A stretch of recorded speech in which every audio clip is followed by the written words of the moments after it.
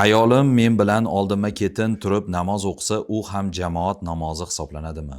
Bismillahirrohmanirrohim. Albatta, mana shunday holatda agar namoz o'qiydigan bo'lsa, bu jamoat hisoblanadi.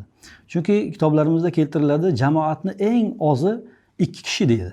Undan ko'pini chegarasi yo'q endi. Albatta, jamoat namozlariga katta ajrlar va'da qilingan. Jumladan payg'ambarimiz sollallohu alayhi vasallam hadislarida aytadilar: "Solatul jamoati afdalu min solatil fazzi bi 27 darajatan" deydilar. Ya'ni jamoat bilan o'qilgan namoz yolg'iz o'qilgan namozdan 27 daraja ustun turadi, savobi ko'p bo'ladi degan mazmundagi hadis sharif. Demak, mana shunday holatda bir kishi masjidga, jamoatga bora olmadi, uxlab qoldi yoki nimadir uzr bo'lib jamoatga chiqa olmadi. U o'zi yolg'iz o'qigandan ko'ra bitta odam bilan bo'lsa ham, ahli ayoli bilanmi, qizi bilanmi, kim bilandir jamoat bilan o'qiydigan bo'lsa juda katta ajrni oladi.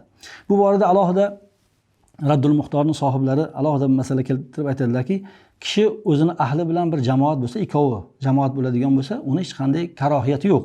U makruh bo'lmaydi, u to'g'ri bo'ladi deydilar. Lekin deydilar, bu baribir masjidni jamoatini fazilatiga yetmaydi u deydilar. Sababi haqiqatda masjiddagi jamoat bilan bu uydagi 2 kishilik jamoatning o'rtasida farq bor. Ikkovi ham jamoat, lekin masjiddagi jamoatning savobi ancha ko'p bo'ladi. Sababi u masjidda jamoat bo'linyapti, u bitta sunnat qo'shiladi. Masjidga borib kelishlikdagi juda katta ajrlar bor. Har bir qadamga gunohlar kechirilib, ajrlar yozilishi bor. Va hokazo mana shunday masjidni jamoatga yetmaydi. Endi mana shunday jamoat bo'ladigan bo'lsa, u ayol bir saf orqada turish kerak. Ya'ni salkam yarim 1 metr orqada turish kerak. Odatda o'zi ikkita erkak o'qiydigan bo'lsa, imomni tovoniga mana erkakni oyog'ini uchi to'g'ri bo'ladi-ku, o'zi mana shunday holatda o'qiydi. Lekin ayoli bilan o'qiydigan bo'lsa, ayollar bir saf orqada turadi yoki qizi bilan o'qiydigan bo'lsa, bir saf orqada turadi u.